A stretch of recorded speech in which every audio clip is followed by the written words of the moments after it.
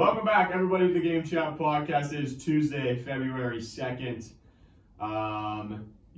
If you notice a change in audio, is because we have new mics. That's right, everyone. We're moving up in the world. Oh, yeah. Big time, ladies and gentlemen. We each have our own mics. We've got headsets in now. You can check us out on the YouTube. What's up, YouTube? How's it going? Hey, YouTube. Hey. You can find us there at the GameChat podcast. You can find us on Instagram. At GameChat.podcast. And on Twitter. At the Game Chat Pod. And Brendan, where can you find us on YouTube again? GameChat podcast. Yeah, you can. Oh, yeah. Love it. We got a live show on Thursday this week on blogtalkradio.com. We're going to be giving out our Super Bowl picks. Thank you. We have some prop bets we're going to go over. They're good too, ladies and gentlemen. Yeah, we got a lot. I just saw the doc. We just listed our favorite ones, but I'm prepared to list off so many more. I'm really excited. Prop bets are my favorite for the Super Bowl. And then we got a big show next week with our Super Bowl recap, and we got a big restart NFL draft. We're gonna have, I think, 9 guys in studio, and then Reed on Zoom. Classic Reed. Poor Reed. But yeah, we got a big awards show today. We got some awards that the listeners sent in, fantasy awards, team awards, and then we're going to look back at our predictions that we did at the beginning of the season and see how many of them we got wrong, because we did not get very many of them right. So before we get to that, Saturday night, the Thick Boys were playing some COD. Matthew was in his room. We were all doing our own thing. And Adam Schefter just decided to drop a bomb on us that Matthew Stafford was traded from the Lions to the Rams for Jared Goff, 2022 and 2023 first-round picks, meaning the Los Angeles Rams will not pick in the first round for 7 years after they pick Jared Goff, and a 2021 third-round pick. Matthew Stafford is now a Los Angeles Ram. Brandon, you were really wanting this team to trade Matthew Stafford to your team. Yes. So how do you feel about this? I'm glad we didn't give up 2 first-round picks for him. Obviously it would have been awesome to have him, but yeah, we were never in the market if that was the market for him. But good for the Rams. I remember talking about them signing Todd Gurley and Jared Goff to maximum contracts, and we're all just like, what are they doing? And now they're out of both of them. So, good for the Rams, and good for Stafford getting out of Detroit. Matthew? Yeah, I agree with him. I think all in all, part of me really felt like Jared Goff is a really bad quarterback, and part of me felt like he wasn't that bad. And I think they improved a lot, but I don't know if they immediately skyrocketed. Right. But yeah, good for them and good for Matthew Stafford. He gets to really rewrite his career a little bit. Phillip Rivers didn't really get to do that, stay in the same team. There's a lot of quarterbacks like that just stayed in the same team their entire career, and he gets to kind of rewrite it. So it's pretty cool for him. And we've said multiple times, we don't want to see Stafford, his career wasted on the Detroit Lions. Eli, what do you think about this trade? Maybe not right now, but I think both teams definitely benefit. The Rams benefit now. They're in a win-now situation. That's pretty obvious. But I didn't realize that the picks were 2022 and 2023. I thought they were 21 and 22. But that kind of works out, I guess, because I think the Lions are going to have to waste away a year or two of Goff. Whether they play him or not, he's making way too much money. So, but yeah, I'm happy to see Stafford somewhere else. Hopefully he excels. Hopefully he takes the Rams pretty high. I don't know. Hopefully I guess. I was saying I'm like a half Seahawks fan, I guess. I don't really know what I'm a fan of. So part of me is I like the Seahawks. I don't want the Rams to do great, but at the same time, watching Stafford at the Lions kind of decay has been sad. And for the listeners wondering why the Rams or Detroit just doesn't cut Jared Goff, he's owed $40 million in dead money. So someone has to take on his contract for at least a year before it's reasonable to cut him.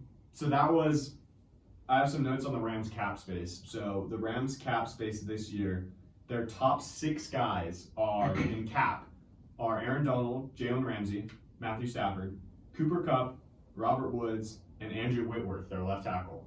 those 6 combined are being paid $110 million next year. And you have to add in Jared Goff, because they are paying Jared Goff in dead money this year. And they're still paying Todd Gurley dead money this year. Those 2 combined are being paid $30 million by the Rams. Wow. So in all total, you are paying $140 million to those guys. And I looked up the cap room for the NFL, or the cap is supposed to go down because of the coronavirus this year. The estimated cap is $180 million for the NFL next year. And 140 of that for the Rams are going to 6 players, because you don't have Goff and Gurley anymore. So that's insane. There's no way that's ever happened before, that 6 guys are taking up that much of the cap. Teams in LA find the money. They really do. So. Yeah, this team, you're gonna have to hit on draft picks if you're the Rams. Yeah, late. Yeah. And you've been able to do that. A lot of your role players. I think Kupp was a later round pick. Third, and John Johnson, I believe, their safety. Dangerously close to falling off the edge. There we go. John Johnson, their safety, was a late round pick. Like, they've done it before. They're just gonna need to keep doing it. Because the Rams, like we said, this was a win now move. I don't know, anything else on this trade? Yeah, the one thing I was reading on Twitter was that there's a few players that are going to be free agents next month, like Leonard Floyd, their center, their starting cornerback, Troy Hill, Everett, like guys that are going to have to let go. They're not going to be able to pay them. So, yeah. So the other thing that this kind of ties into is a lot of people were talking about what this means for Watson's trade value. Because I know that's immediately what I thought is, how much does this increase Deshaun Watson's value? Like, is Deshaun Watson now worth 5 picks? But then after looking at it, so they gave up 2 first-round picks. The second was basically to take on Goff. Yeah. It was like, we'll pay the $20 million. So in all total, because Stafford's cap hit is only $20 million this year too. So they're really only paying a quarterback $40 million, which isn't out of this world. Which is close to what Goff is making. So that's why they gave up 2 first-round picks. So he's really only worth the 1 and his cap hit. So it's not, and that wasn't crazy. That we were only talking about really 1 pick. But yeah, I think Eli, you kind of alluded to this. Like, the interesting thing is going to be, what do the Lions do in the draft? Like, do they go and get a quarterback still? Because there's a lot of people that were projecting it. Like, how much do they believe in Goff? They have the 7th pick. So interesting. 7th. I don't know what kind of quarterbacks are hanging around the 7th pick. That's top 4 probably. That is definitely the question: is how many quarterbacks go in the top 5? Does a team trade up? Yeah, because I remember we were all looking at it the other day. If teams don't trade right now, I think like 6 of the first 7 teams are most likely taking quarterbacks. Yeah, so 5 or 6. You got to think that if maybe one of those top 4 guys does fall to the Lions at 7, would they consider it? I don't think it's out of the realm of possibility. No. If their plan isn't to keep Goff forever, it's just to take over his contract for now, then yeah, I could see them, if the top 4 fell, then I could see them drafting. But yeah, I think the best route would be to trade the 7th pick and try to just get as much value in this draft you can. But that's true. I agree, because you're not going to be very good. No. So you're going to get another high draft pick and go from there. Yeah, but you could also take the approach of drafting a young quarterback and then having him sit behind Goff for a few years, but that might be a year away. Right. And if you can get a good value, especially in this draft where a lot of teams are looking for quarterbacks and it's definitely deep at quarterback, 7th pick could be very valuable. That's definitely true. And yeah, we'll see. It just throws another wrinkle in this offseason that's going to be very exciting. One more stat that I wanted to throw at you guys: the Lions rushing. So Matthew Stafford, he puts up big numbers every year, especially yardage wise. A lot of that is because they've been down and they have to throw the ball. But in 2018, Kerryon Johnson became their first 100-yard rusher in a game since Reggie Bush in 2013. They went 5 years without having a running back rush for 100 yards in one game. That's unbelievable. He had, in his 12 years, Matthew Stafford on the Lions, he had 11 games where they had over 100 yards rushing. Jeez. And now he's going into a run-first offense. Yeah. So that's where it's like we've never seen him like this. I think there's a lot of people that, I don't know, it's a whole new Matthew Stafford that we're about to see. So yeah, maybe it is the same. Maybe Matthew Stafford is just a wild gunslinger guy that he's not going to change, but he goes into such a good offense. So I don't know. I'm really interested to see this. Yeah, that's the question: is will McVay let him fly? Yeah. It's gonna be interesting. All right, a little soccer talk with Eli before we get to our award show. So Eli sent us this little thing this morning, and I was like, soccer talk with Eli, and Eli is up for the challenge. So what do you got for us, Eli? All right, I'm gonna try to keep this kind of short because I know we got a lot to talk about. So I was looking on like Snapchat stories, whatever, before I was going to bed, and I saw something. As one does. As one does, yes. And actually, I think it was I saw something first about like a week ago. Barcelona's like financial record or whatever for the last year, something came out, or it was leaked. I'm not sure how that works, but they're in debt. I converted everything to dollars. They're in debt about $1.21 billion. Wow. In debt? In debt. Most of that is player wages. And so just contracts and things. And then there's been the last year, there's been a lot of kind of talks and rumors about Messi maybe wanting out of Barcelona, and I think it might be in Barcelona's best interest to finally let him go, because he is making $168 million a year. A year? A year. Here's No to put it. way. Here's What? to put it in perspective. $461,000 a day. $19,208 an hour, $320 a minute, and almost $5 a second. Go soccer. Yeah, holy. Especially, European soccer is a different animal. $168 million a year. I had no idea. And Yeah, me neither. I don't think this is typically public information. Usually the wages aren't, and so someone leaked it, and then everyone's freaking out. They're like, "There's no way he's making that much money and all this." And so I think it's validated, or I'm pretty sure it's credible. But yeah, I kind of read up on it too, and it is crazy. And I think Barcelona's, what I've read too, is he's making 168, like you said, and 120 of it is Barcelona, and he's got the other 60 in endorsements.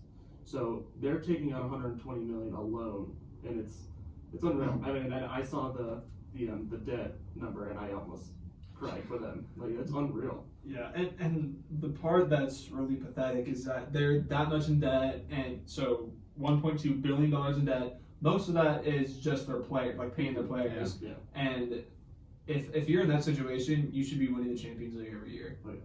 And they've been kind of they're always going to be good, but they've been kind of disappointing in the last couple of years. And I can't believe you're in $1 billion in debt of player wages, and you should be winning absolutely everything if that's the case.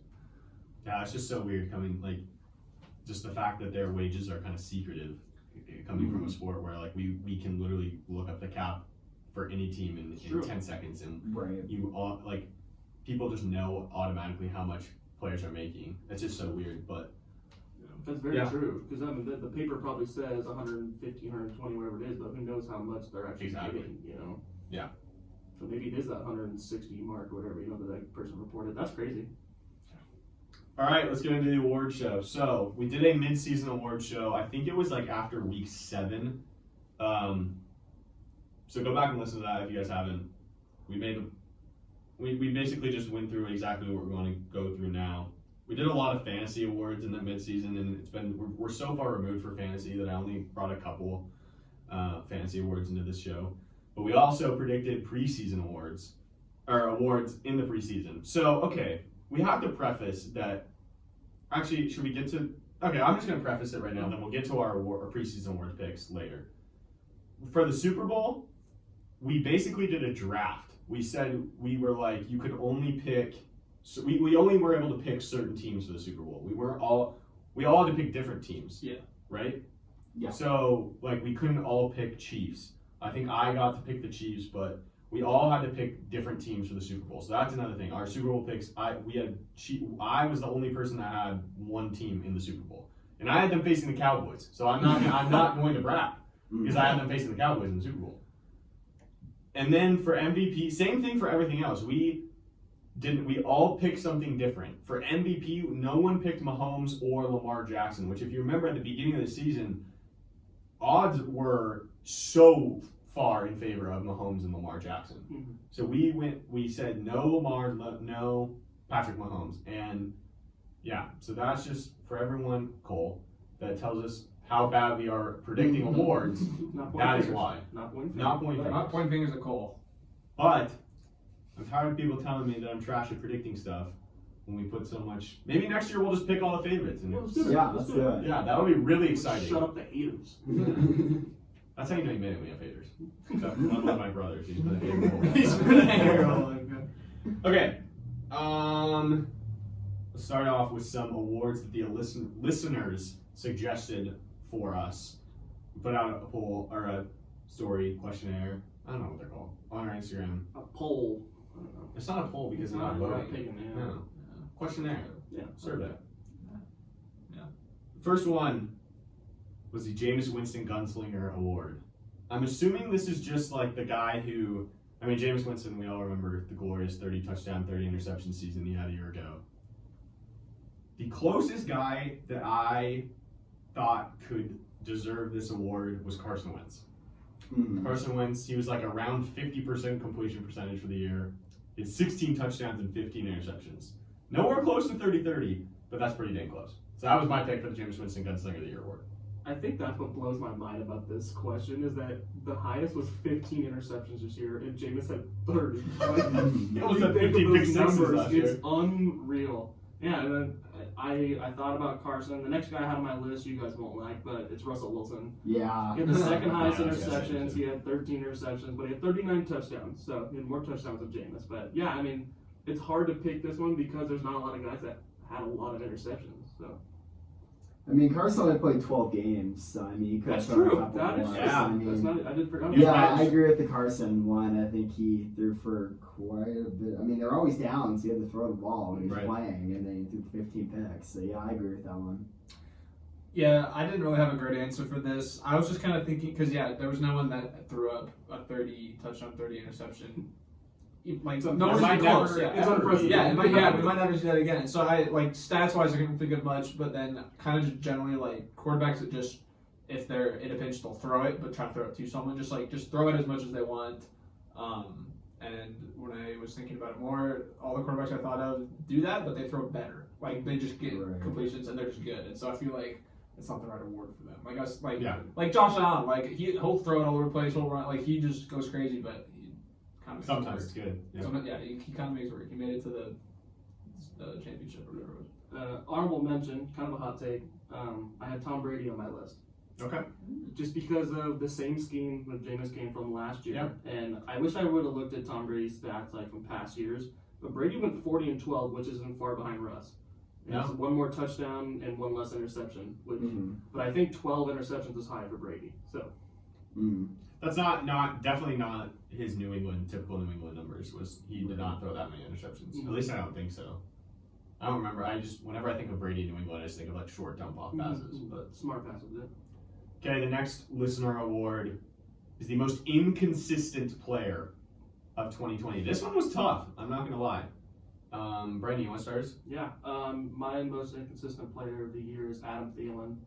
Interesting. It's not so much him as a player, but probably the scheme that he's in. And I mean, you could put Justin Jefferson with him in certain games, but they ran the ball, I mean, probably more than any other team. And there's just times where the wide receivers just disappeared. Yeah. I mean, there's multiple games where he's got 8 receptions, and then there's 2, 3, 2, 3, and it's like, how does it just fluctuate that much? But it's probably the scheme that he's in more than inconsistent.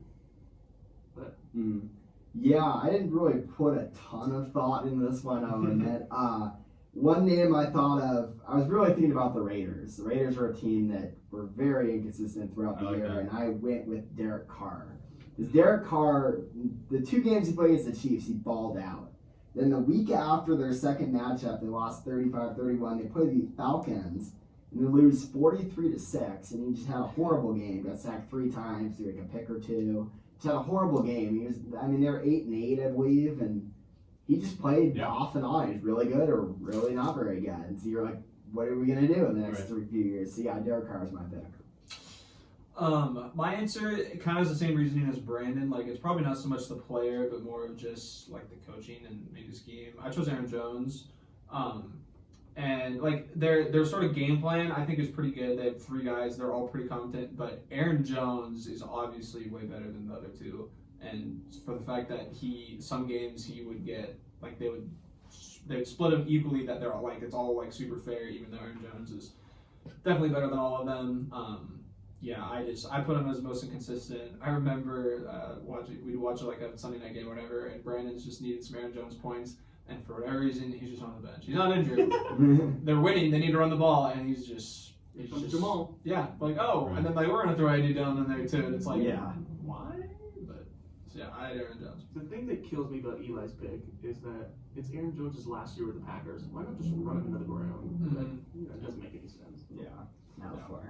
I had 2 guys for my most inconsistent. It's fun. I like when we don't tell each other who our picks are because I didn't have any of those guys on my radar, but they're all great picks. The guys that I had, one was Baker Mayfield. I felt like there was games where Baker legitimately looked like an MVP candidate and like leading this offense. And then there was games where he just like they wouldn't even throw the ball. Very true. So I had Baker, and I also have Lamar Jackson.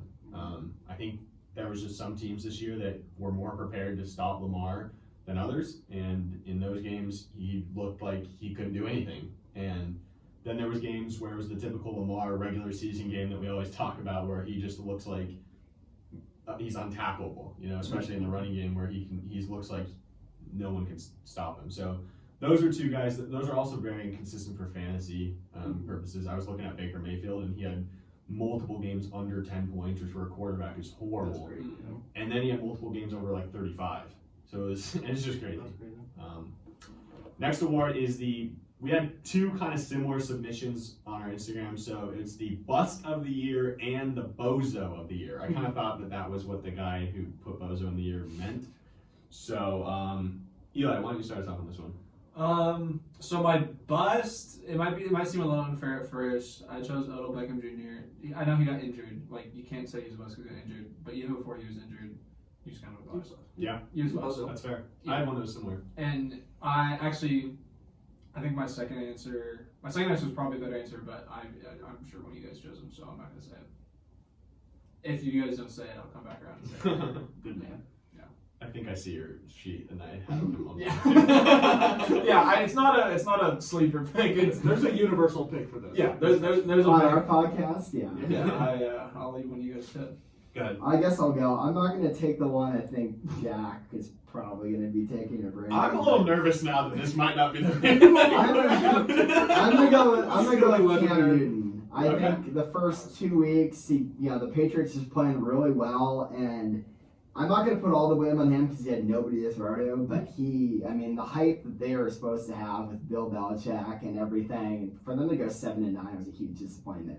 Especially when they beat the Cardinals at one point, could have beat the Seahawks, they could have beat some really good teams, and then they just had moments where they were awful. So yeah, Cam Newton was my pick for me. I feel like he kind of underwhelmed. And 7-9 isn't even like indicative of what that team was not. Roller coaster. Yeah. That's a great pick. I didn't even think of them. You want me to go? Yeah. I don't know. Am I gonna say it? I'll leave it for you. And then if we, I just kicked the table. I'm so sorry. Sorry, people. We're trying this out. It's like, I think it's working. Right? yeah, we need people to give us feedback on like if this is working for us because it's our first time doing this. Yeah, so we all have different mics on our Instagram. Just like DM us if there's any weird sounds or anything like that. I guess we could listen back to our podcast, but No, I don't like doing that. We'll make sure. That's too much work. We'll keep our listeners on their toes. Like keep them alert. Okay, so one of mine. I'm really nervous right now. One of them was Michael Thomas. I think Michael Thomas you had such sky high expectations for him going into this year, breaking the reception record last year. Spoiler alert: in our redraft, last year I picked him. I guess it's not a spoiler because you can go back and listen, but I was gonna recap. I was gonna recap it next week, and I picked him for my restart team, and I regret that decision a lot because of all the other receivers I passed up on, and I passed up on Jamal Adams and all these other DBs. And took Michael Thomas. I'm just mad at myself. I'm still. It's been a year and I'm still mad at myself for that. But 2019 Michael Thomas would be a good pick. Let's just say I just feel bad for him because I feel like he's limited because of Breeze. Yeah. And I think he's a No, much for sure. better guy. I mean, poor guy's running I slants would the whole say game. the reason he's slant boy is because Breeze can only throw it 10 yards. I mean, I can't wait to see what Michael oh Thomas does. no, Jack, spilled. No. YouTube. Check out YouTube. You can see Jack spill over himself. Forgot. But yeah, You picking your nose the whole time. so am I up? Sorry. I got the tough one. What do you mean tough one? It's I the don't know, easy one. Honest, but I have to have it. You know, everybody's looking at me like I'm weird. Give another one that you don't I want. am. I'm gonna give that one. Then I'm gonna give the obvious one. My first one is I have Jordan Howard / Miami signed running backs in the offseason. Signed running backs, yes. That's a great one. They signed Jordan Howard and they signed Matt Breida, and here come. The Washington boys. Oh yeah. I mean, that's Oh, probably, yeah. that's probably the best way to put it. The Washington former running backs come in and just take over this backfield, and it's just a crazy situation. They ended up cutting Jordan Howard, and I Matt totally Breida forgot for about those two. 30 carries. So, but I mean, it's just a crazy offseason sign that just didn't work out. And then the obvious one that I think he should be the poster boy for Bust of the Year is Carson Wentz. I mean, obviously. That was not No, one. that was not the Are one. you guys thinking Juju? No, it's I got Tua. Juju. Okay, I was thinking Juju, he was a bust, but when I heard Bozo, I just like Juju super Bozo. That's why He's out there. I thought for making sure you'd TikToks. pick Tua. I thought should've for picked sure. Tua. Thanks, we all have different ones. That's I good. have That's Carson good. just We should because. all pick picks. I mean, Carson's a Yeah. former That's NFL MVP very fair. candidate, and this year he gets benched. So, Yeah. but No, Tua's a those- good one. both of those Juju's are a great great ones. one. Dang. Tua's Wow, that was So- the best I could have gone. Yeah. So to recap, we have the busts of already the bozos. The biggest bozos I think are Tua, Carson Wentz, and Juju. Yes. And then all the other ones that we mentioned Yeah. are definitely candidates, but I didn't even think of Tua and Carson Wentz. Yeah. But that's really funny that we all probably had the obvious one. Yeah, I didn't think of Tua just because I thought highly of the Dolphins in general. Same. But Right. I forgot that Tua and Fitzmagic had kind of they had a weird little tango. It's a going on. bozo situation. It is a bozo situation, The yeah. relief pitcher strategy. Right. Okay, so play of the year. I feel like this is an obvious one. This should be an obvious one. Okay, Matt. No, you I feel go. like No, you go. My obvious one is the DK Metcalf Yeah. chasing down Buda Baker to stop the pick six. I have a different one. Okay. Yeah. Yeah, so- I definitely thought about that one. The only reason I didn't choose it is because it's on like every NFL commercial. So now it's still a great play, but For me, that's gonna go my outside the box. Yeah. that's my hands down. I think that's Yeah. number one. But Nice. I'm interested to hear your guys' It's because an now easy play. maybe I'm dumb. I guess I'll go. For me, it was the DeAndre Hopkins Hail Mary over three people to win against Buffalo. So my only thing with this one, was because my Uncle Tom was the one who submitted this question. I asked him this morning. He said, I think it's the DK play, and then he said, what about the Hail Murray? Right. And the only reason I don't think that one's I mean, maybe it is but the reason I think it's not as great is because the Cardinals didn't even make the playoffs. I guess I if didn't it's really play of the take that into game, account. but yeah. that was what I was like. The significance of that, because I remember that being like a game with both teams being playoff contenders, and the Cardinals win, and I thought it was a huge deal, and then they don't even make the playoffs. But that doesn't even, that might not, maybe that shouldn't even be a consideration in a play. Right. So, but that's yeah. Yeah. I mean, yeah, obviously it's a Very tough fair. one because there's going to be bias involved, right? Yeah. It's just the way it goes. But I had the D-Hop one as well. Okay, But maybe they're- I'm an idiot then. But they're both great plays. I mean, Yeah, obviously, yeah. it's unprecedented when a guy catches a guy that's 60 yards away, you know. It's just, I mean, they're both great plays. They really are. Did you have a different one? I went a different route. Oh my I like it. goodness. I obviously No, I thought think it's the awesome. first thing that came to mind was like, okay, well, D-Hub out, he outjumped like three guys. There was a DK. I also thought this one isn't as like quite as big, but there was that one play. I can't remember how long it was, but Alvin Kamara was running it, and Oh, that's a good his one. blockers hit like 10 blocks. Oh, Like yeah. he was just jogging Just and guys bouncing off just people. like it was a good run, but like it was a team play because like his blockers were making every block they needed to. And I can't remember if he got the touchdown or not. I think He did. They call it the pinball play because he was like running down the sideline and he kept bouncing off his linemen and like defenders and he Yeah. was like bouncing back and forth. Right. Yeah, I That was really scored. loved watching that one. That was a good play. And then this one was kind of just more like these are like fun plays. Like these are ones I like seeing. Keep them coming. I love this. And so they're pretty similar. There was the Cedric Wilson pass to Dak Prescott. I totally forgot about that Yeah. one. And then there was also the Landry to Odell Beckham Jr. Oh, that was yeah, they gave that was like a shootout. bomb for a touchdown. Yeah, Yeah. That was a big thing. The Cedric Wilson wasn't quite as far, but they were both. Yeah, I know. I love those little. I don't know what you even call those, but the little like reverse pitch it, and pass, the QB just books it, and then it looks so weird when you see like Dak Prescott like grab a ball and like walk in. You're like, what just happened? Eli, well done. Those are great picks. Yeah, I love them. This is fun. That was good. All right, game of the year. Anyone who wants to start? I want to You want to go last? Yeah. Okay, my game of the year was the Browns-Ravens Monday night game. I thought that one had everything.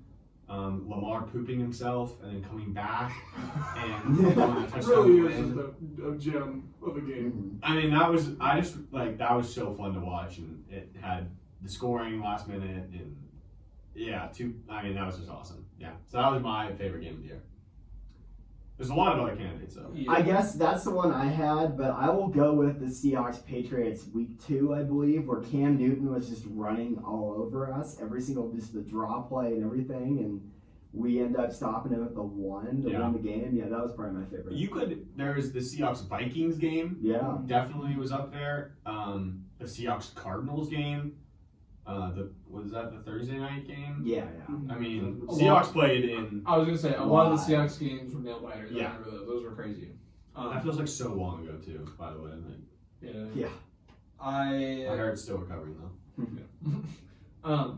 This one is more like my game of the year, kind of just for the result. I don't remember like any huge plays from it, but when the Raiders beat Kansas City, especially looking back now, because we're realizing how much of a juggernaut Kansas City is and how they kind of just put it in cruise control most of the season.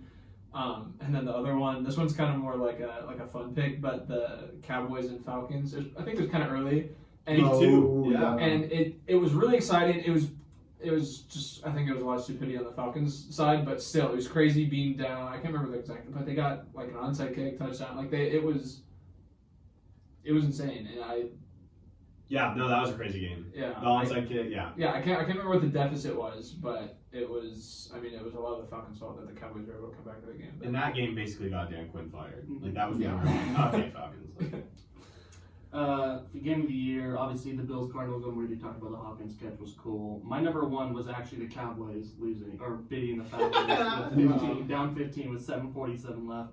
But I think my favorite game of the year was probably that Seahawks Patriots game week 2.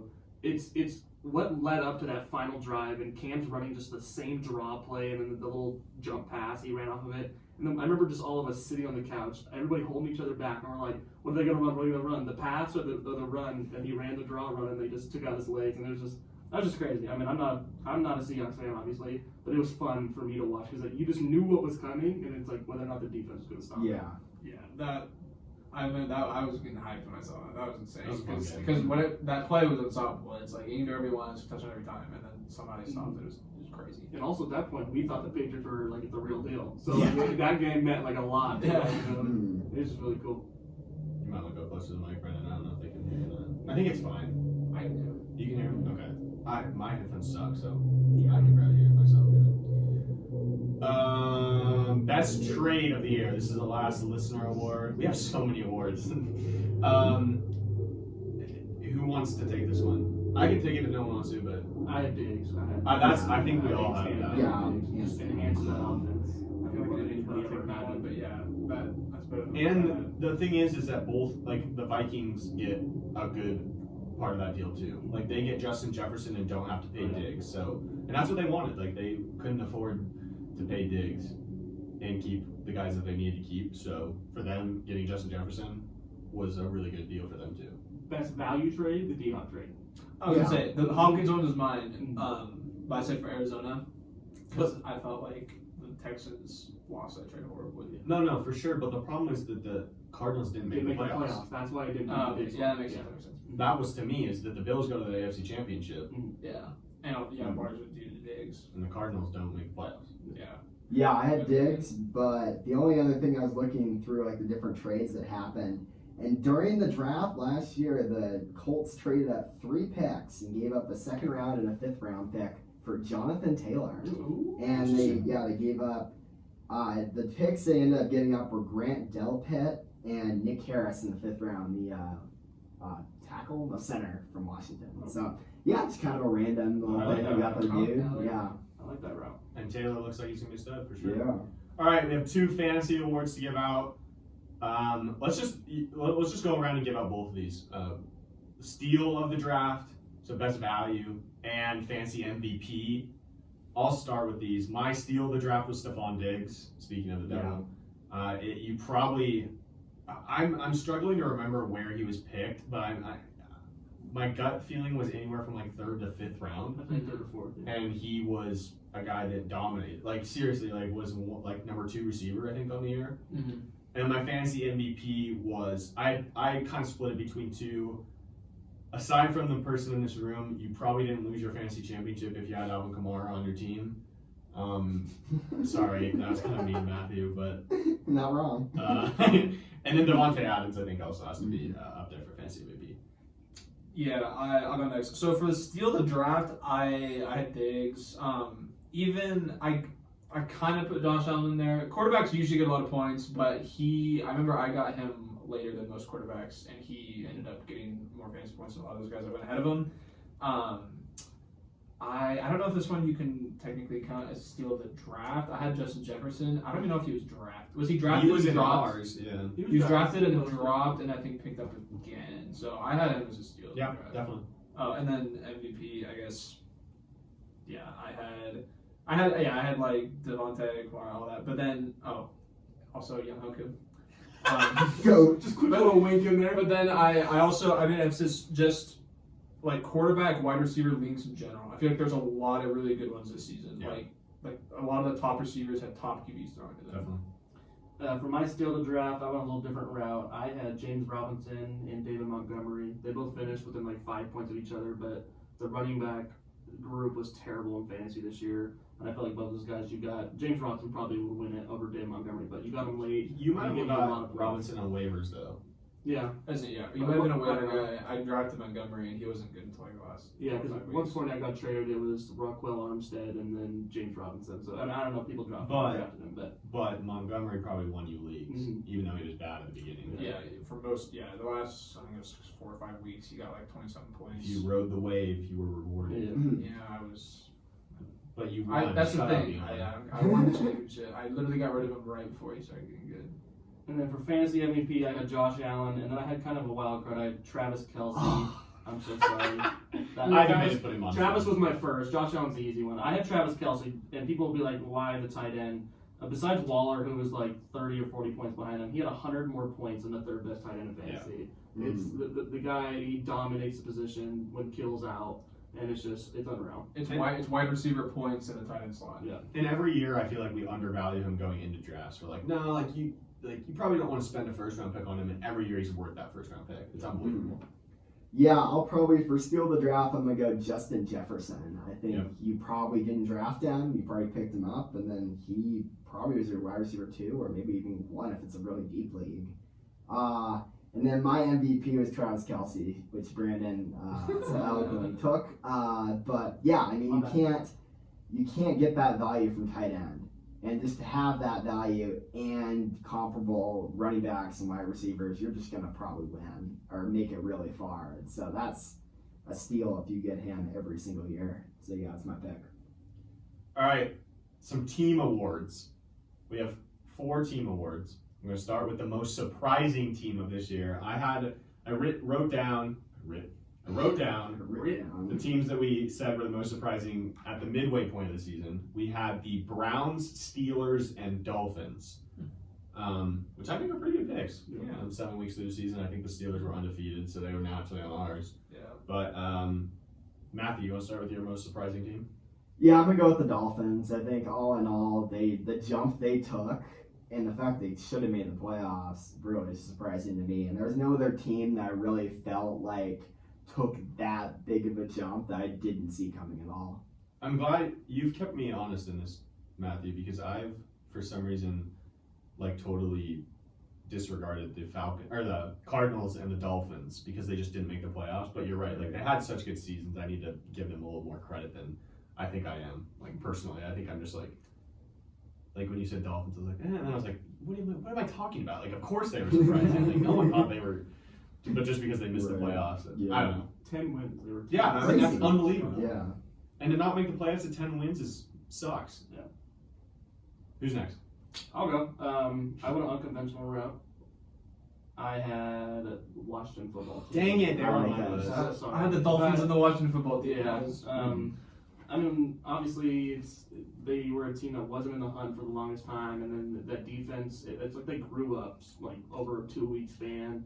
Here comes Alex Smith, crazy story. Ron Rivera has cancer. He's getting treatments at halftime. Yeah. What a story for a team. Obviously, they lost in the first round to the Bucs, which the Bucs are going to the Super Bowl. Yeah. So good for them, but I mean, for them to come out of the NFC East like that and then give a lot of teams trouble, especially with the defense later in the year, good for them.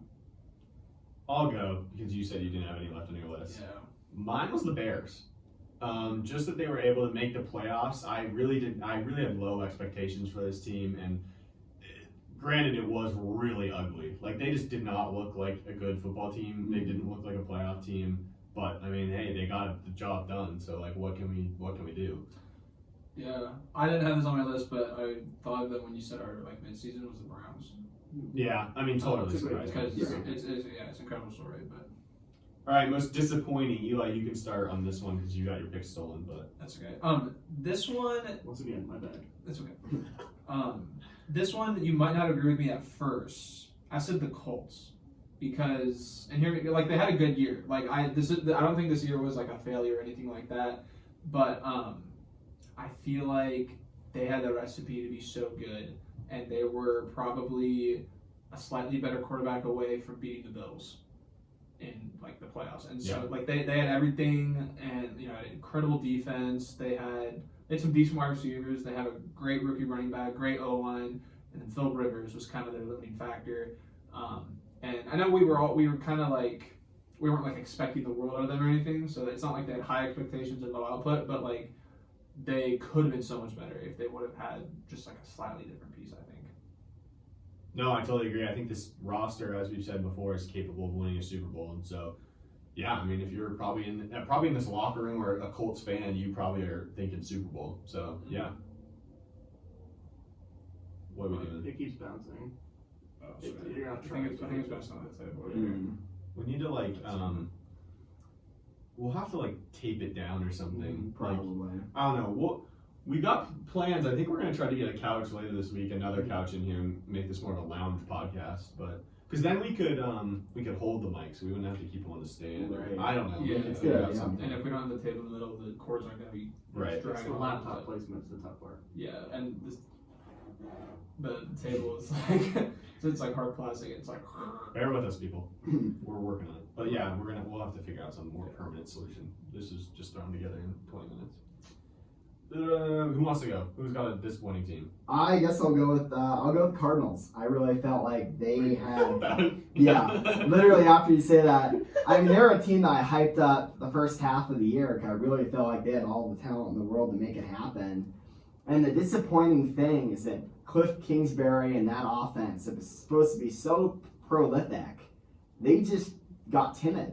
And they started doing the same thing over and over again. They didn't use what worked. I mean, Kenyon Drake became like nothing for half the year, and they finally got him going again, but they just didn't really have a good identity and stick to it. Like they were punting on fourth down at like the 50, and it was just really weird. They have so much talent. For them to go 8-8, especially after being the Bills who go to the AFC Championship, like yeah. No, I love It's that. fun, I right? think if you're that front office, you're pissed at that just Cliff and that team. I mean, think about it. You put your chips all in on Cliff. You traded away Josh Rosen to get that to use that number one pick on a quarterback. You traded Hopkins this year.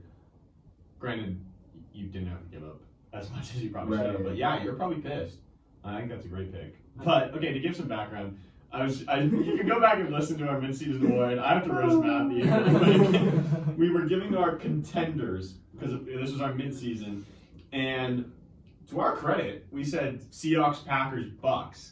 And Bucks and Packers, the homer side of us went with Seahawks, but the Packers-Bucks were in the NFC Championship. Right. And then Matthew goes, I'd like to add the Saints. And I was like, okay, and the Cardinals, which now looking back on it is hilarious. Yeah. Even though the Cardinals should be a playoff, should have been made the playoffs, but Matthew goes Cardinals, and then Brandon I think is like, I think I maybe give them a couple years. They're close, and then Matthew's like, you guys believe in the Bucks though? I mean, this is after the Bucks got. I don't know if it was after the second time they got blown out, but I mean, the Saints not even being in there. It was just we definitely should have included the Saints, but that was just funny. But to be fair, like I picked the Bucks, like the rest. Oh no, I was all we zoned in on the Bucks. Well, that's why it surprised me because I was listening to this over again, and I was like, I was shocked because Matthew's been on the Bucks. Yeah. Like you said, for like 6 Matthew's weeks, been 7 weeks. the Bucks guy. Yeah. And so because you guys believe in the Bucks. I was That's dying. football for you, people. Yeah, seriously. Yeah, that was pretty funny. Do you want to go? I have two still on my list, so just give one. This most disappointing team. I mean, it's the same team every year for me. It's Atlanta. Yeah, they're on my It's list. just they're just loaded with talent. For some reason, they can't win. So. Yep, I agree. The other team that I had on my list was the Philadelphia Eagles. Similar to your Carson Wentz pick earlier, Brandon. I had high expectations for the Eagles, especially when Dak goes down. I was like, this division is wide open. It's the Eagles to lose. Mm-hmm. And then they tie to the Bengals, just a train wreck over there. And yeah, so they're one of my most disappointing teams. All right, underrated, overrated teams. Should we pair these? Like we each give our overrated and under? Yeah. Let's do it. Who wants to start? Who hasn't started in a while? Brandon? I started this one. I'll start. Go I ahead. kind of a hot take for overrated or underrated, but overrated Steelers. Obvious answer. Yep. Cross them off my list. Underrated. I kind of went a different route here. There's a lot of teams you could say, but I said the Chiefs. Hear me out here. I know they're in the Super Bowl. I know they're in the Super Bowl, but we downplayed how good the Chiefs are, and I could put the Bills in the overrated section, but I don't think they're overrated. I think that we just forgot how good the Chiefs were. I mean, me and Jack talked about it for like an hour before the AFC Championship. All these polls were Bills 80%, Bills 70% to win the game, and I'm just sitting there like, the Chiefs are the better team. Like, that should not even be like a question, and the Chiefs just came out and dominated that game. And I think that we just all underrated how good they are and how good Andy Reid has that team playing. So I have the Chiefs. I totally agree. All those people, Colin Coward, power rankings people that had the Chiefs at like 4, like they need to come out and admit they were wrong because that's just a horrible take. I'll go. I don't know. We'll just bounce around. All right, I'll do it. Overrated Seattle Seahawks. I really thought I had really high hopes halfway through the season. It was painful to go back and listen to our mid-season award show being like, Russ, MVP, DK, best wide receiver in fantasy. Yeah, I mean, and it's so weird how that season flipped on us because our defense was really playing well after begging the defense all first half of that season to play well because we were like, we have a shot at the Super Bowl. And I believe we really did have a shot at the Super Bowl. And then something, still don't know what it is, happened with the offense. It's sad that DK, goes on that podcast. I'm sure everyone's seen the clip and says exactly what Seahawks fans have been saying all offseason, that we just went run, deep pass, and everybody knew what we were doing. So yeah, hopefully this offseason we can change that up with our new play caller and yeah, but I really think we all overrated the Seahawks, and I don't know if we were ever a true contender going down the stretch. And then a team that I had for underrated, I think the Browns were underrated all season. I think we really, I think especially when Odell went down, I think we were on that as a podcast. We were kind of like, I think this might actually help them, and I don't know. They played a lot of teams competitively and then made a run towards the playoffs. I think they've got a really bright future there, especially in playoffs. I think they have a team that's capable of making a deep playoff run. I agree. In the future. Yeah, sure. For overrated, the only one I have is the Steelers. But I don't know. This one's a hard one to argue. I'd say maybe the Saints. They were on my list. They had a good season. But I mean, you can be a good team and then just stink it up in the playoffs or whatever. But like watching them in the playoffs, it was a Bucks. Well, that's why I had the Browns as my underrated, because I think playoffs matter a lot more than theirs. Yeah, And that's yeah. Brandon. You had the Chiefs underrated. Yeah, and so I think the Saints have such good players, and maybe it's just a limiting factor. Like watching poor Drew Brees out there trying to throw a ball more than like 15 yards was really hard to watch. Slam boy. Yeah, slam boy. And so it's like they have such a talented team. They have such a great team. They have a really good defense, but I feel like, like Kamara can kind of do it. You know, they can run it. They'll do whatever, and then like Michael Thomas just quick little routes, and the Bucs were like, we know what he's doing, and he's just like, they can't do anything. And so, I think the Saints were pretty over. So, quick thing from our midseason. Sorry, That's good. we were pretty on that. Even Matthew, who brought up the Saints, we were all kind of like, I don't know if we trust the Saints in the playoffs. This is kind of the same thing they do every year. I do have to give big props to Matthew, because we had said, I think the AFC Championship game is basically set, Chiefs, Steelers. And then we were kind of like giving other teams that we had thought could make a run, and me and Brandon both mentioned the Titans because of what they did last year, and Matthew's the only person that mentioned the Bills. Really? Because at the very end, Matthew was like, it was, I don't know where we were at the season again, because the Bills must have been on a losing streak or something, because we were like, I wonder if it was right after the Cardinals game. Maybe it's not. very possible, because Steelers were we defeated them at that point too. So. and that's why we had the Steelers. But Matt, I was listening to Matthew's explanation, because I was like, how did we not pick the Bills? And Matthew was like, they got some stuff to figure out, but yeah, I mean, like sometimes they look like a good team, like a contending team. And we were like, no one else had said the Bills. I don't know. I just thought that was funny. So, Other point of view that you guys picked the Saints, you guys made the point of like being a Seahawks fan sucks right now because you guys are first round out every time, But being a Saints fan is just got to be just so hard to watch. Yeah. You can't hate Drew Brees, but he's limiting you, and you just had the worst luck in playoff football. Right. So, Yeah. it was a small point there, but. Yeah, I agree with it. Sorry, Eli, do you want to go? No, so you're gonna say. Yeah, so my most overrated team is the Steelers. I agree with that. I thought about the Titans a little bit, and I'm like, we all kind of felt like they didn't have it to make it a huge run. My underrated team is the Ravens. I really felt like they kind of went farther than I thought they would go, and even though they only put 3 points against the Bills, and if they did anything on offense with that pick six, they could have beat the Bills. Like, really. I mean, if Lamar didn't go out with a concussion, they could have made more of a run, but they impressed me at times. Beginning of the year, they started out pretty good, blew out the Browns at one point, then came back to beat the Browns again when Lamar comes back in OT. And they surprised me all in all. I feel like they didn't really get the respect they deserved in such a tough division, but they played tough throughout the year. I just remembered I didn't give my underrated pick. My underrated team was the Bengals. I know they didn't have a great year at all. And with a tyranny record, that looks worse than a loss, in my opinion. But I feel like Joe Burrow, I feel like had a good season. It just sucks that he just got hit so much. They're always going to stop anything. But he had AJ Green, who's not as good as he used to be, but he's still decent. And they had Tyler Boyd, they had good receivers, they had a decent quarterback. Joe Mixon, when he was healthy, was pretty good. And so their record doesn't show it.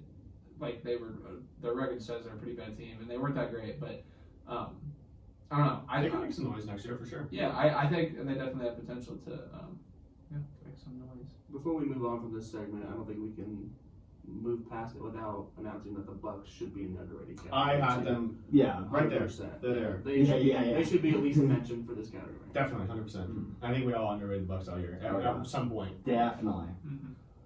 All right, we're going to our individual picks. These are going back to our picks from the beginning of the year. We mentioned earlier our Super Bowl picks. I had the Chiefs beating the Cowboys in the Super Bowl.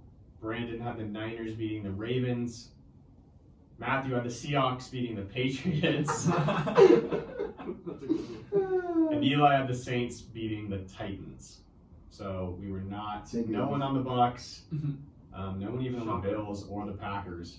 So those were our Super Bowl picks at the beginning of the year. MVP. I think we should just go and we don't even have to give our individual picks because I feel like most of these are pretty set. Yeah. Yeah. And then we'll say what we picked at the beginning of the year. So I think Aaron Rodgers is the MVP of the league. Unanimous, it should be. Our preseason MVP picks. I had Deshaun Watson. Brandon had Dak Prescott. Poor guy. Matthew, Russell Wilson. It looked really good halfway through the year. We let him cook, and Maybe we overcooked him. Yeah, Maybe overcooked we him. he's overcooked. And then Eli had Kyler Murray. Same kind of situation. So, coach of the year. So this is going to be an interesting one. I still think this one's kind of up for grabs. McDermott and Flores. McDermott of the Bills, Flores of the Dolphins seem to be the favorites. Eli had Mike Vrabel, Matthew Pete Carroll, Brandon Kyle, Shanahan. I had Kevin Stefanski, and I think there's still a small chance he could win this award. I think on the hope here at the game chat. I think it's very small. Personally, I think he should be in more. I mean, the Browns have not been in the playoffs since, 2002? Yeah. They've had one of the worst cultures. They've been the laughingstock of the NFL for a long time. I think he should get more consideration for this award. But that being said, Flores and McDermott are both great candidates as well. So what's up? No, this next pick just makes me cry. Keep going though. Offensive Rookie of the Year. This one is most likely Herbert's award. I think Justin Jefferson definitely has maybe a case, yeah, but it's Herbert. It's a quarterback award. Yeah. Matthew had Joe Burrow. That's really a bummer because he was neck and neck with Herbert halfway through the year until he got hurt. Eli had Edwards-Helaire. I had Cam Akers, and that looked like a horrible pick halfway through the year. And then now, I mean, cares a game. yeah. So I was just a little late on my prediction there. Brandon and Brian Edwards. Hard Knocks' fault. 100% Hard Knocks' fault. You fell hard for Oh, that. dude, he was all over the place. Man, it's a heartbreaker. If you're wondering who Brian Edwards is, he is the wide receiver for the Oakland Raiders. I wonder how many catches he had. I was wondering To that. be I was like, fair, I had the last pick in this one, so I just went with a Brandon, why don't A you go sleeper. Justin Herbert? Because he was a I thought Tyrod's lung was going to be punctured by a team that's doctor. so good. Yeah. Mad I if we forgot were how thinking that that. played out. We- Brian Edwards had 11 catches on the year. That's And what's one up. touchdown. You know, Nelson Aguilar out there catching everything. Right. Defensive Rookie of the Year. Eli's going to get this one. I think so. Eli picked Chase Young. I think he had the first pick when we Yeah. did Yeah, I had the defensive first rookie. pick for this one. Yeah. And Chase Young, He was the second pick in the draft, so it was Yeah. it was pretty. the only other guy that I think makes an argument is Jeremy Chin, safety for the Panthers. Mhm. He's really good. He's just really, really good. He Had might a really be good worth it. season. Yeah. All of our other picks weren't bad. Isaiah Simmons was not very. Is not. As, I still have hope for him. He was my guy at draft season. He didn't have a great year. It was fine. Patrick Queen had a really good year for Baltimore. He's gonna be good. He's probably top 5 in odds for. I think he's third behind Chin Yeah. and Chase Young. Yeah. And then Matthew Jeff Okuda for the Lions. I didn't really hear much about him. Yeah, which could be a good thing. I He's don't on the know. Lions. Yeah, Like, yeah. they were just getting burnt all day, Right. and I don't really know how he did, to be honest. Me neither. I have no clue. Offensive Player of the Year. I have Devontae. I picked Devontae Adams. Man, if he didn't get hurt, he probably has a really strong case for this. I think this award though is Derrick Henry's. He's 2,000 yard rusher. He should get it. He legitimately has a case for MVP. Really Derrick does. Henry. Mhm. It's. I mean, that's what's sad is that it's probably going to be unanimous for Rodgers when we had a 2,000-yard rusher. That's like the 10th or 11th in NFL history. That's how the NFL's changed. Offensively, it's a quarterback league. It really is. And that's what's so impressive about Derrick Henry is that everyone knew they were going to hand the ball off to him 20 plus times a game, and he still rushed for over 2,000 yards. Like he's so he might be even underrated, Derrick Henry, honestly. Sure. But I think Adams has an outside shot at winning this award even now, but probably not. I can probably mark that one as wrong. Brandon and Christian McCaffrey, that's really a bummer. What happened? What are you gonna do? Matthew had Josh Jacobs. I feel hard for the preseason fantasy football hype that he was just gonna take over and be a first round draft pick that Yeah. everybody wants, and I drafted him. And I traded him away. So. Not a great pick. Eli picked Mike Evans. We were hoping for the 30 touchdown year, Just throw it to him in the red zone. But Defensive Player of the Year. This is where we have two guys. So I picked Chandler Jones. That was a bummer. He got hurt pretty early. Matthew had Khalil Mack, who I'm assuming had a good year. Yeah, it's not a great year, He just, yeah. never just goes over the top. He's Yeah. there every year. This award, though, is a two-man race.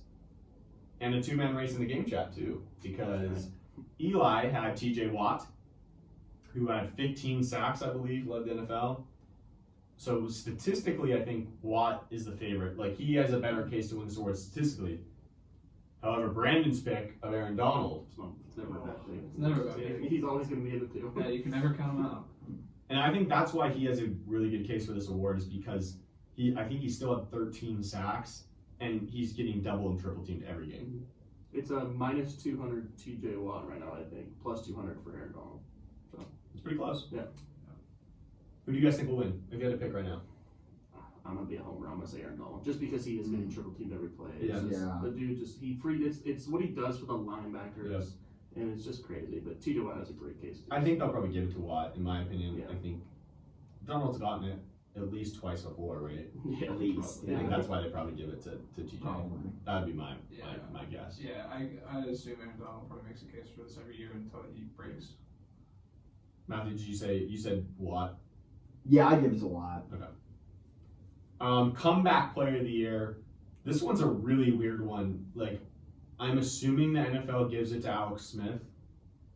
Sure hope so. Probably name the award after him. Right. Yeah, I mean, that's. yeah. I mean, you literally like that. This is what he came back from the impossible. Like, no one thought he'd play football again. People didn't even think he'd have a leg again. Yeah. And Matthew, very nicely done, picked. Yeah, Alex Smith. at the time we did this, he was the third string quarterback, so I picked AJ Green with him because I wanted somebody who was at least going to play for sure. You can see the other three, but you guys picked three guys that were playing, so I felt like I had to take somebody. No, who was, we were all okay with it. When yeah. I remember being like, yeah, whatever, Alex Smith, he probably won't. Yeah. I had Matthew Stafford. Brandon had Cam Newton, which Cam Newton actually looked like that was a possibility for a while. Yeah. Or at least maybe not a while, like 3 weeks. Yeah, I don't know. And then I think Eli's might be still in play here I was too. gonna say I had Big Ben, and because he didn't play all last year, right? Or only played a tiny bit. I think he Week hurt one, week two. 1, week 2. Yeah, and then he came back. The thing is that on paper, it's like, oh, he led the team, they had a incredible record, all this, but personally, I don't think. I think they're very overrated, and so I don't know. Yeah. The fact that Alex Smith almost lost his leg, comes back and Gets to the playoffs. Yeah. Gets to the playoffs. Yeah. gets to the playoffs with the Washington football team. We always pick the team with the worst record. I picked the Panthers, which I remember at the beginning of the year. Like, I think when we were looking at this at the midseason point, like we were all laughing at the Panthers because I think they kind of got off to like a hot start Mm-hmm. and they finished. I had them at 4-12. I don't think they were much better than 4-12. Maybe at 5 or 6. Yeah. Yeah. Eli had the Washington football team. Yes. Only 4 games off. I mean, With the playoffs. yeah.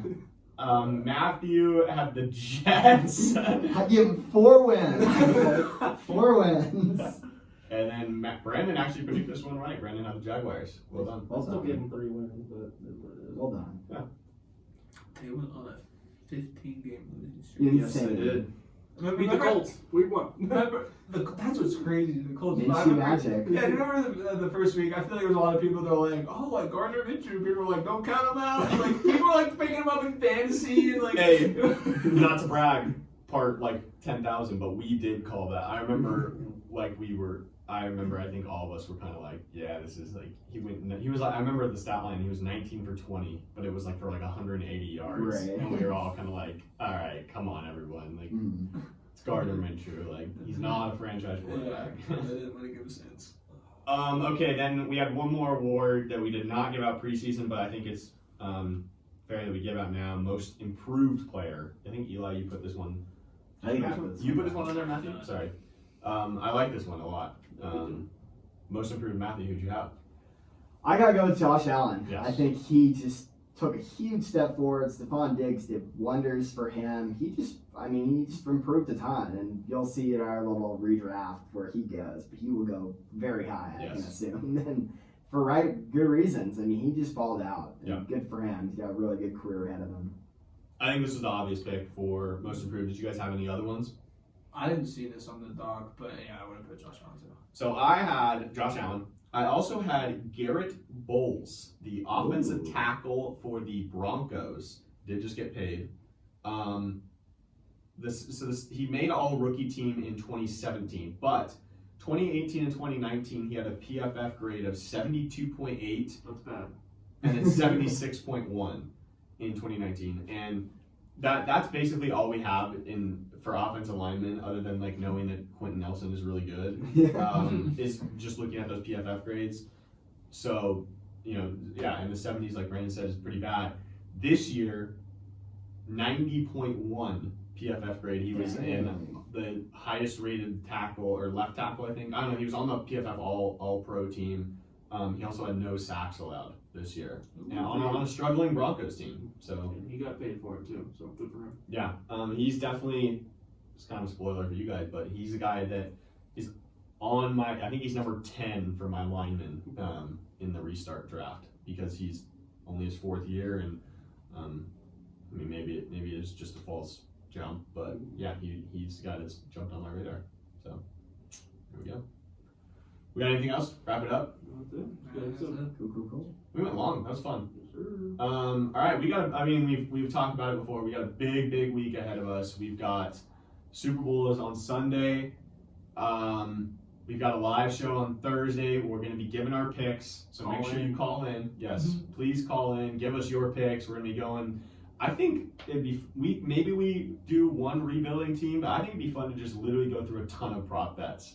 Like we just look up some website and we look through like every single prop that we can find and just like have fun with it. I don't know. That'd be good for the callers too. Yeah, Like, everybody can do their little picks in. That's a good idea. We've got, Tony Romo's tie. Will Clyde Edwards-Helaire have more rushing yards than Phil Mickelson's score at the Waste Management in the 4th round? There are a lot of prop bets that you can have in this game. That's kind of what makes the Super Bowl so fun. So, yeah, Thursday's our live show. On Saturday, we are going to be recording our infamous restart draft. I don't know when we're really going to post that. I don't know what the plan is. Are we doing an actual podcast episode that day too? Me and Brandon were talking about this, so I think we're going to see how long the restart draft goes, because I could see that going for a while. Yeah. If it's only an hour, then I say we come out here to the shed right after the Super Bowl, we record our thoughts, and then just pair those together and make it an hour and a half episode. But if it's not, then I think we do a pod right after the Super Bowl. Anyways, we post that, and then later in the week we post our restart draft to kind of, so it's not like a 3-hour long podcast. Right. But we can, I don't know. We'll see how it goes. I'm really excited for the restart draft. I've said it many times before. But yeah, we're doing that Saturday. We got people coming in. Hopefully you have a new studio for those people who are watching on YouTube. And then, we got March Madness coming up. We've got some interviews for that. As I mentioned, we got our live shows every Thursday. And yeah. Cool. Cool. Yeah, let us know how these mics sounded too. It was fun testing them out. Or fun not testing them out, using them. Yeah. I felt more professional today. I'm not gonna lie. Yeah, it felt we weren't leaning in. Yeah, we're not having to all yell at one little snowball on the table. Right. It's not propped up with beanbags. the cornhole beanbags. Yeah. Oh. You know what? If we make it big, we're gonna come back to that, and that's gonna be such a good story to tell. That we started off with a blue snowball that we broke because someone in horror shot the ball that went through the open shed doors and broke the stand, and then we had to use beanbags for months. Come on, that's Duct tape awesome. the heck out of it. Speaking of the electric tape, that's where it went. We were taping the legs back. That's right. Oh. That's awesome. Kick the table. I'm gonna kick this table show off, and That's why we gotta get rid of it. that's Get a true. couch. That's We true. don't need But that. then I'm worried about the connecting thing. Like, how are we gonna connect everything? That's true. We could. I don't know. Talk about it later. All right, rock the house, boys. Rock the house. Rock On the three. house. Rock the house. Rock the house.